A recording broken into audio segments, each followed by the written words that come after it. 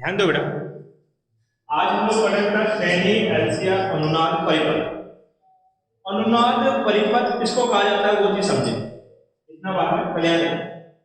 आपके पास एक प्रतिरोध है R, एक प्रेरक है L और एक धारिता दे रखी है C। प्रतिरोध का प्रतिरोध R ही रहता है, प्रेरक में प्रतिरोध कहलाता है बेटा XL और धारिता में प्रतिरोध कहलाता है XC। इसको बोलते हैं आपके पास प्रेरक प्रतिकार, जिसको बोलते हैं धारतीय प्रतिकार। हमने क्या किया, इसको एक प्रत्यावर्ती स्रोत से जोड़ दिया और इस प्रत्यावर्ती स्रोत के विभव का मान है V0 sin ऑफ ओमेगा। अगर ये परिपथ अनुनाद की अवस्था में है तो अनुनाद की अवस्था में इस परिपथ का जो प्रतिघात होगा वो शून्य होता है। अब ध्यान दीजिए, इस पूरे परिपथ का जो प्रतिबाधा थी वो प्रतिबाधा थी कितनी बेटा, R square plus of XL minus XC का होल स्क्वायर। ये जो एक्सएल माइनस एक्सी आपने लिखा, इसी को क्या बोलते हैं बेटा, परिपथ का प्रतिघात बोला जाता है। हम चाहते हैं कि एक ऐसा परिपथ हमें प्राप्त हो जिसमें इस प्रतिघात का मान शून्य हो जाए। तो ये प्रतिघात शून्य तभी हो सकता है जब एक्सएल और एक्सी के मान परस्पर बराबर हो। भाई जितना मान एक्सएल का होगा उतना ही मान अगर एक्सी का प्राप्त हो जाए तो इनका अंतर शून्य आ जाएगा। तो हमने बोला प्रतिघात शून्य तब होगा, प्रतिघात क्या होना चाहिए बेटा, शून्य। और ऐसा तब होगा जब एक्सएल बराबर क्या हो जाएगा, एक्सी। जैसे ही एक्सएल एक्सी के बराबर होगा आपके पास, तो हम क्या बोलेंगे कि ये टर्म जीरो हो गई, तो जेड बराबर होगा under root of R square. ध्यान देने वाली बात यह है कि जेड का मान इन दो चीजों पर निर्भर करता है, एक तो आर के ऊपर और एक एक्सएल माइनस एक्सी के अंतर के ऊपर, अर्थात हमारे प्रतिघात के ऊपर। अगर इन दो चीजों में से कोई भी एक टर्म शून्य प्राप्त हो जाती है तो यह जेड के मिनिमम मान को दर्शाएगा। भाई इन दोनों से मिलकर जेड बना है, अगर कोई भी एक टर्म जीरो हो गई तो ये जेड का कौन सा मान हो जाएगा, न्यूनतम या मिनिमम मान। तो जेड मिनिमम कितना हो जाएगा बेटा, आर स्क्वायर का रूट कितना होगा, आर। अर्थात परिपथ में जेड मिनिमम होगा तो ये आर कहलाएगा। अब यहाँ अगर मैं बात करूं तो हमने पढ़ा था कि जो धारा होती है आई आरएमएस बराबर होता है वी आरएमएस बटा प्रतिरोध कितना, जेड। परंतु अगर ये जेड का मान कैसा हो जाता है, मिनिमम, तो ये जो धारा का मान है ये कैसा हो जाएगा, मैक्सिमम। तो इसका एक और सूत्र होगा, वो होगा वी आरएमएस बटा जेड मिनिमम किसके बराबर होता है बेटा, आर के। तो जब आप अनुनादी परिपथ की बात करें तो अनुनादी परिपथ के दो प्रॉपर्टी होंगे, एक तो उसका प्रतिघात कैसा होना चाहिए, शून्य, और दूसरा उस परिपथ में प्रवाहित धारा का मान क्या होना चाहिए, अधिकतम। तो ऐसे परिपथ को क्या लिखा जाता है बेटा, अनुनादी परिपथ। देखो अनुनादी परिपथ की परिभाषा क्या है, यदि परिपथ में प्रतिघात का मान शून्य हो तथा परिपथ में प्रवाहित धारा अधिकतम हो जाए तो इस प्रकार का परिपथ क्या कहलाता है, अनुनादी परिपथ कहलाता है। अब इस अनुनादी परिपथ की स्थिति में हमें कुछ चीजें ज्ञात करनी है। जैसे पहले हमें ज्ञात करना है कि वो अनुनादी कोणीय आवर्ती का मान कितना होगा, अनुनादी कोणीय आवर्ती का मान ज्ञात करो। तो यहाँ ध्यान दीजिए, हमने लिखा एक्सएल बराबर क्या होता है, एक्सी के। एक्सएल बराबर होता है एक्सी। एक्सएल को लिखते हैं बेटा ओमेगा एल आपके पास, और एक्सी को लिखा जाता है बेटा ओमेगा सी।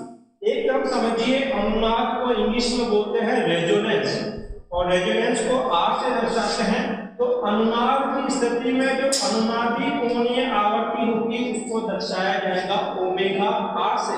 और जब एक्सएल बराबर एक्सी होता है तभी हमें अनुनाद की स्थिति प्राप्त होती है, इसलिए यहाँ पे ओमेगा को लिखेंगे ओमेगा आर और ओमेगा सी को लिखा जाएगा ओमेगा आर सी। आपके पास मुझे ज्ञात करना है ओमेगा आर का मान, तो ऐसा करो ओमेगा आर को इधर वर्ग गुणा कर दो और एल को नीचे ले आओ, तो ये हो जाएगा omega R dot omega R equal to 1/LC।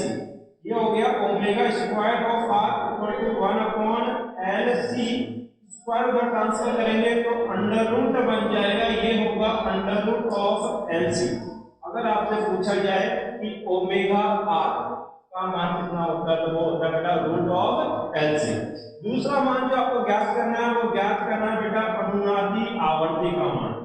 अब अनुनादी आवर्ती को हम दर्शाते हैं बेटा एफ आर से। अनुनाद को इंग्लिश में बोलते हैं रेजोनेंस, इसलिए स्मॉल आर इसका सिंबल दिया गया है। एफ आर का मान कैसे ज्ञात करेंगे सर? ओमेगा बराबर होता है 2 पाई एफ। ओमेगा की जगह लिख सकते हैं 2 पाई एफ। यदि ये अनुनादी कोणीय आवर्ती है तो ये बनेगी अनुनादी आवर्ती आपके पास, इसको लिखा जाएगा एफ आर।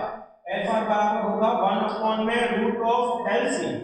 मुझे याद करना है एफ आर का मान, तो एफ आर बराबर होगा 1 में 2 pi root of L C आपके पास, ये एफ आर का मान। अब हमें क्या करना है बेटा? अनुनाद की स्थिति में कुछ ग्राफ समझने हैं। पहला ग्राफ क्या है? हम प्रथम जो ग्राफ बना रहे हैं वो बना रहे हैं बेटा के पास एक्सएल और एक्सी तथा आवर्ती एफ के मध्य ग्राफ, मध्य ग्राफ। तो आपने पढ़ा एक्सएल बराबर होता है क्या? Omega L. ओमेगा को लिख सकते हैं बेटा 2 पाई एफ एल। यहां से मैं एक्सएल और एफ में अगर संबंध निकालना चाहूं तो संबंध आएगा समानुपाती का। मैं बोल सकता हूं कि एक्सएल समानुपाती होता है किसके? आवर्ती। दूसरा कंसेप्ट एक्सी बराबर होता है 1 ओमेगा सी।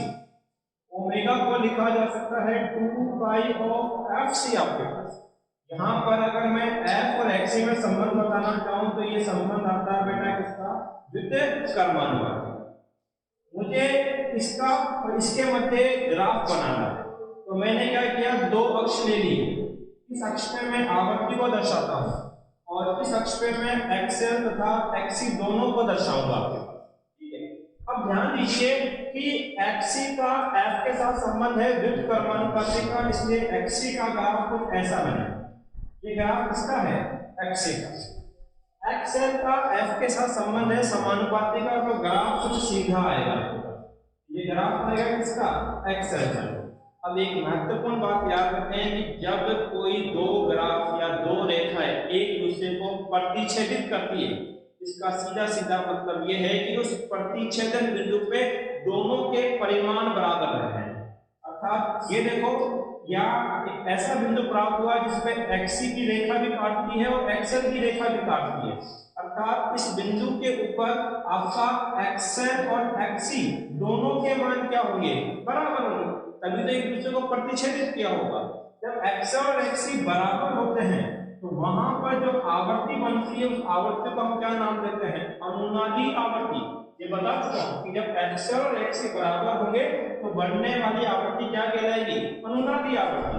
तो ये अनुनादी आवृत्ति है। अब यहां से क्वेश्चन कैसे पूछा जाता है? क्वेश्चन ऐसे पूछा जाएगा, आपको एक आवृत्ति दे दी जाएगी। सबसे पहले ऐसा करते हैं, इसके 3 स्टेटमेंट लिखते हैं।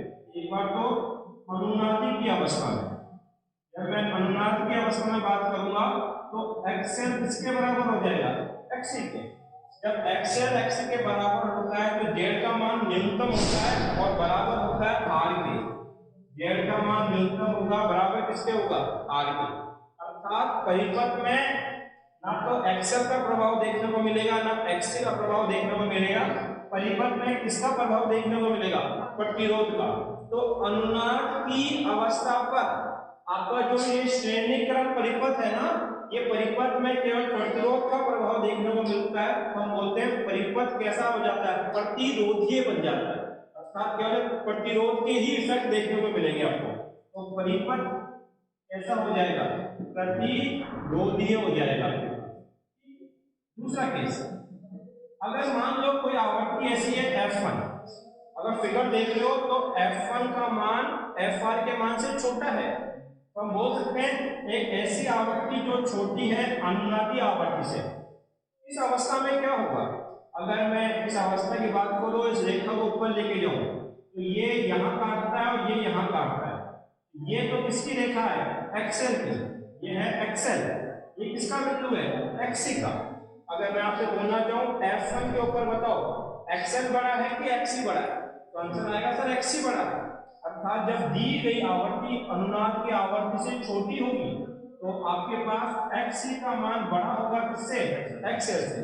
अर्थात इस परिपथ के अंदर धारिता का मान प्रेरक से ज्यादा होगा। तो जो परिपथ होगा वो परिपथ आपके पास कैसा हो जाएगा? भारतीय परिपथ बन जाएगा।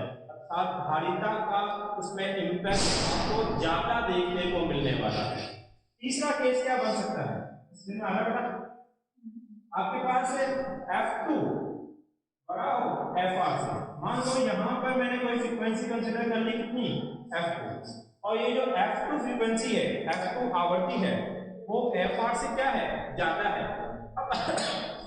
अब आपसे पूछा जाएगा कि परिपथ की प्रकृति कैसी होगी, तो देखो F2 के ऊपर लाइन खींचो, ये हमारा तो कौन जा रहा है बेटा आपके पास, इसका लाइन है ये XC का, XC, और ये वाला कौन जा रहा है बेटा आपके पास, XL। तो F2 आवर्ती के ऊपर XC तो छोटा है और XL क्या है, बड़ा है, तो हम बोलेंगे XL बड़ा होगा किससे, XC से। अगर XL XC से बड़ा है तो यहाँ पे जो परिपथ की प्रकृति होगी वो कैसी होगी, जो परिपथ होगा वो कैसा हो जाएगा बेटा, प्रेरकत्व का हो जाएगा, मतलब इसमें प्रेरकत्व का इम्पैक्ट आपको ज्यादा देखने को मिलेगा।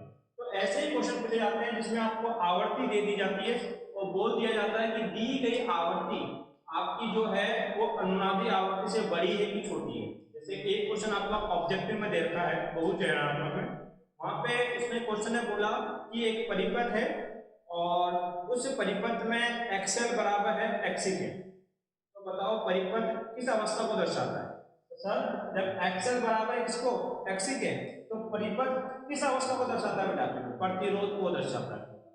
एक क्वेश्चन ऐसा बना हुआ है कि अनुनादीय आवृत्ति का मान दे रखा है 10 किलो हर्ट्ज, अर्थात इस FR का मान कितना है 10 किलो हर्ट्ज, और एक आवृत्ति दे रखी है 12 किलो हर्ट्ज, 12 किलो हर्ट्ज। अब क्वेश्चन बोल रहा है कि बताओ जब आपकी आवृत्ति 12 किलो हर्ट्ज होगी तो बताओ परिपथ किस प्रकार का बनेगा। तो सर दी गई आवृत्ति अनुनाद से ज्यादा है, दी गई आवृत्ति अनुनाद से ज्यादा है, तो परिपथ कैसा बन जाएगा बेटा, प्रेरकत्व के प्रकार का बन जाएगा। ये टॉपिक अभी पूरा नहीं हुआ, इसके बाद में 2 ग्राफ है, आपको एक बार यहाँ तक आप स्क्रीनशॉट लें। नेक्स्ट बेटा 2 ग्राफ और है। अगला जो ग्राफ हमें निर्माण करना है बी, वो है आपके पास बेटा प्रतिबाधा, जिसको हम लोग जेड से दर्शाते हैं, तथा आवर्ती के मध्य ग्राफ एफ के मध्य, इस अक्ष पे मैं जेड को दर्शाऊंगा और इस अक्ष पे मैं आवर्ती को दर्शाऊंगा। कंसेप्ट को समझना, जैसे मैंने जेड बराबर लिखा अंडर रूट ऑफ क्या, R square plus XL minus XC का होल स्क्वायर। ध्यान दें मैं ऐसा मान के चल रहा हूं कि परिपथ का प्रतिरोध नियत है, ये बदल नहीं रहा, ये कांस्टेंट है, क्योंकि आर जो है वो आवर्ती में निर्भर ही नहीं करता, तो बदलेगा कहां से बेचारा। अब बचा एक्सएल माइनस एक्ससी। अब देखो ये वास्तविकता में क्या है, एक्सएल और एक्ससी का अंतर है, क्या इनका अंतर। अगर ये अंतर पॉजिटिव आएगा तो पॉजिटिव का स्क्वायर करोगे, वैल्यू पॉजिटिव होगी, उस पॉजिटिव की वैल्यू को आर के साथ जोड़ोगे तो इस जेड के मान में हमेशा क्या होगी, वृद्धि। अगर मान लो ये अंतर कैसा आ जाए, नेगेटिव, अंतर नेगेटिव होगा तब भी उसका क्या करना पड़ेगा, और स्क्वायर करेंगे तो वैल्यू फिर से क्या बन जाएगी, पॉजिटिव। पॉजिटिव के बाद फिर से वो आर स्क्वायर के साथ जुड़ेगा और जेड के मान में तब भी क्या होगी, वृद्धि। तो मैं डायरेक्टली एक बात बोल सकता हूं, अगर किसी भी तरीके से ये अंतर बढ़ जाए, किसी भी तरीके से ये अंतर बढ़ जाए तो हर बार जेड के मान में क्या होनी है, वृद्धि आपके पास। तो मैं सीधा सा स्टेटमेंट लिख देता हूं कि जो जेड है वो एक्सएल और एक्ससी के अंतर के समानुपाती है, चाहे वो अंतर पॉजिटिव हो चाहे वो अंतर नेगेटिव हो। अब इसी अंतर को फोकस करते हुए हम इसके मध्य क्या बनाएंगे बेटा, ग्राफ बनाएंगे। अब ग्राफ बनाने के लिए कुछ अवस्थाएं हैं, जैसे मैंने पढ़ा एक्सएल समानुपाती होता है एफ के और एक्ससी विद्युत समानुपाती होता है एफ के। ये थोड़ी देर पहले मैं स्टडी किया था। मुझे एक चीज पता है कि जब अनुनाद की स्थिति होगी तो मान लो ये अनुनाद की कोई आवृत्ति है, तो इस अनुनाद की आवृत्ति के ऊपर जो आपके पास बात करूं मैं जेड का मान कितना होगा, तो सर जब अनुनाद की अवस्था होती है तो एक्सएल एक्ससी के बराबर हो जाता है और परिपथ की प्रतिबाधा न्यूनतम प्राप्त होती है, वो कितनी होती है बेटा, आर आपके पास। तो हम बोलेंगे अनुनाद के ऊपर मान लो कुछ न्यूनतम प्रतिबाधा है, ये जेड मिनिमम है जिसका मैंने कुछ मान लिया। अब मैं इस एफ आर के आगे का ग्राफ बनाऊंगा और एफ आर के पीछे का ग्राफ बनाऊंगा। इसके ग्राफ बनाने के लिए मैंने दो आवर्तियां और मान ली, ये है F1 और ये है F2, ये है F3 और ये क्या है बेटा F4। ठीक है, सबसे पहले F2 के ऊपर क्या केस होगा, मान लो हम लोग अनुनाद की स्थिति के ऊपर है। अनुनाद का मतलब है कि जब इतना मान एक्सएल का होगा उतना ही मान किसका होगा, एक्ससी का। इसका मतलब कि एक्सएल और एक्सएल के परिमाण एक ही रेखा में होंगे, तभी तो अनुनाद होगा कि जितना परिमाण एक्सएल का है उतना ही किसका है, एक्ससी का। तो ये अनुनाद की स्थिति है। अनुनाद से पहले वाली आवृत्ति पे आओ, इस पे F2 पर, तो जो F2 है वो FR से क्या है, छोटी है। इसका मतलब कि अगर आप F2 पे आ रहे हो तो आप आवृत्ति में क्या कर रहे हो, कुछ कमी कर रहे हो। मैंने बोला आवृत्ति में एक संख्या की कमी कर दो, अगर आवृत्ति में कमी होगी तो एक्सेल के मान में भी क्या होगी, कमी। अर्थात जो एक्सेल पहले इस लेवल पे था वो थोड़ा नीचे आ जाएगा, यहाँ आ जाएगा। तो ये एक्सेल का मान हो गया कितनी आवृत्ति पर, द्वितीय आवृत्ति पे F2 के ऊपर। अब हमने बोला कि F2 को हमने क्या किया, कम, तो XC के मान में क्या हो जाएगी, वृद्धि। अर्थात ये XC अपने लेवल से कहां चला जाएगा, थोड़ा ऊपर चला जाएगा। ये आपके पास हो गया, ये हो गया X F2 आपके पास। ठीक है, बताओ इसके नीचे आने से और इसके ऊपर जाने से इनके बीच का अंतर बढ़ गया, बीच का अंतर क्या हो गया, बढ़ गया। जो अनुनाद के ऊपर, ये अनुनाद की स्थिति थी, अनुनाद पे जो ये अंतर 0 था, दोनों सेम लेवल पे थे, लेकिन अनुनाद से पहले आवृत्ति के ऊपर इनके बीच का अंतर क्या हुआ, बढ़ा। और मैंने कहा अगर किसी भी तरीके से ये अंतर बढ़ता है, ये अंतर बढ़ेगा तो जेड के मान में क्या होगी, वृद्धि। अर्थात F2 आवृत्ति के ऊपर जेड का मान FR से तो क्या होगा, ज्यादा ही होगा, ये कम होगा। अब इस आवृत्ति की बात करते हैं F1। ये जो F1 है वो F2 से भी छोटी है, मतलब आवृत्ति और कम कर रहा हूं मैं। तो मैंने बोला आवृत्ति को एक स्टेप और कम कर दो, आवृत्ति को कम करोगे तो एक्सेल का मान भी क्या होगा, कम होगा। इसका मतलब जो एक्सेल पहले यहां तक पहुंचा था वो और नीचे आ जाएगा, और नीचे आ गया, ये हो गया एक्सेल L1। दूसरी तरफ अगर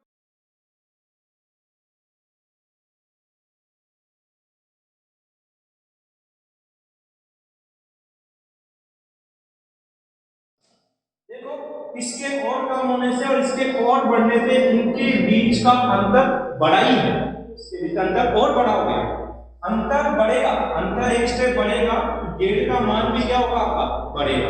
इसका मतलब F1 पे जेड और ज्यादा होगा। इन बिंदुओं को मिलाओ तो ग्राफ तो ऐसा नहीं।